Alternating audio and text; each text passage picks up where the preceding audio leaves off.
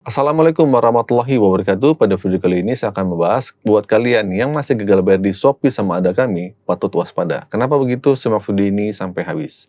Nah, teman-teman, bagi kalian yang masih memiliki keterlambatan pembayaran di Shopee atau di Ada Kami, perlu diwaspadai ya. Hal ini itu bisa terjadi dan sangat penting untuk dipahami. Nah, apa sih yang bisa terjadi? Oke, jadi begini, keterlambatan pembayaran Shopee Pinjam atau layanan Shopee PayLater itu akan mengakibatkan konsekuensi yang serius nih. Nah, keterlambatan ini mungkin hanya beberapa hari, mungkin hanya seminggu, atau bahkan kurang dari seminggu. Nah, beberapa nasabah telah mengalami intimidasi bahkan ancaman dari pihak yang seharusnya tidak seharusnya.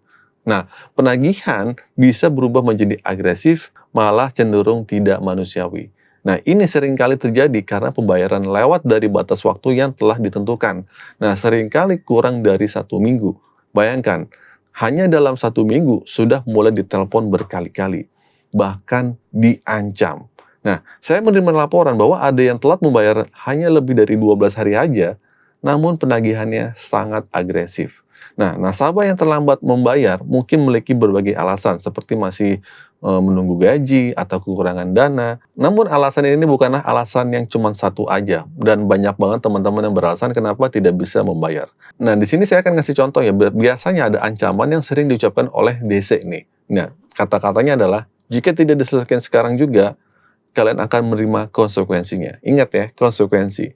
Nah, ini adalah ancaman yang tidak patut dilakukan sama penagih hutang. Nah, seringkali mengancam akan mengganggu keluarga, lingkungan tempat Anda tinggal, atau bekerja. Mereka bahkan bisa mengancam menggunakan data kalian secara tidak sah, seperti KTP untuk disebarluaskan. Nah, hal ini jangan dibiarkan masalahnya menjadi besar. Ya, jangan biarkan diri kalian terancam dan tidak masuk akal ancamannya seperti ini. Nah, penagihan agresif seperti ini seringkali tidak jelas asal-usulnya. Mereka itu enggan memberikan informasi terperinci, mungkin karena khawatir akan reputasi mereka sendiri. Intinya kalau ditanya, ini DC dari mana? Biasanya tidak akan mau kasih tahu ini DC dari apa, dari aplikasi apa. Nah, balik lagi mungkin untuk masalah reputasi dari perusahaan itu sendiri. Nah, tetap saja ya, terkadang nasabah hanya minjol melalui aplikasi itu aja dan ini menjadi masalah bagi mereka. Jadi kita tahu kalau itu emang biasanya emang dari pinjol Ada Kami atau Shopee. Nah, biasanya dari pesan-pesan yang mereka kirim tidak satupun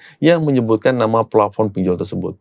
Mereka itu enggan memberitahu bahkan setelah menghubungi kontak darurat. Nah, ancaman yang mereka sampaikan seringkali sangat serius, bahkan ada yang mengancam akan menyerang atau menelpon kurir pengiriman barang lah di luar kontak darurat dan banyak ancaman seperti itu. Dan ini adalah fakta yang terjadi saat kalian gagal bayar di Ada Kami atau Shopee. Nah, jika kalian menghadapi masalah ini, pertama-tama kalian bisa mencoba bertanya. Namun seringkali mereka tidak akan berikan informasi yang jelas tentang nama aplikasinya. Ya, udah pasti, nggak usah ditanya lagi ini dari DC apa. Yang kedua, kalian tuh bisa memilih untuk tidak merespon atau takut. Meskipun mereka mengancam, ini hanyalah upaya untuk membuat kalian itu takut. Nah, mereka berusaha menimbulkan kepanikan dengan mengancam akan memanfaatkan data Anda. Tetapi sebenarnya mereka tidak akan melakukannya. Nah, jangan biarkan kalian itu terintimidasi oleh ancaman semacam itu. Ingatlah bahwa hanya upaya untuk membuat kalian takut dan tidak akan berujung pada apapun. Bahkan jika mereka mengatakan akan datang ke rumah dalam 1-2 jam, itu hanyalah ancaman belaka dan jarang terjadi dan gak akan pernah terjadi. Biasanya setelah ancaman itu dilontarkan, kelakuan mereka akan berubah. Ini bukan hanya terjadi dengan Shopee aja, tetapi juga dengan aplikasi lain di Ada Kami atau lain-lainnya. Nah, jadi janganlah terlalu memikirkan hal-hal yang mengarah pada masalah pidana. Banyak dari kita yang mungkin merasa terbebani dengan keterlambatan membayar. Ya, namun perlu diingat bahwa kita itu nggak sendirian ya teman-teman ya. Ada jutaan bahkan ribuan orang di Indonesia yang mengalami hal yang sama, yaitu gagal bayar. Dan perlu ditekankan, tidak ada yang masuk penjara karena gagal bayar.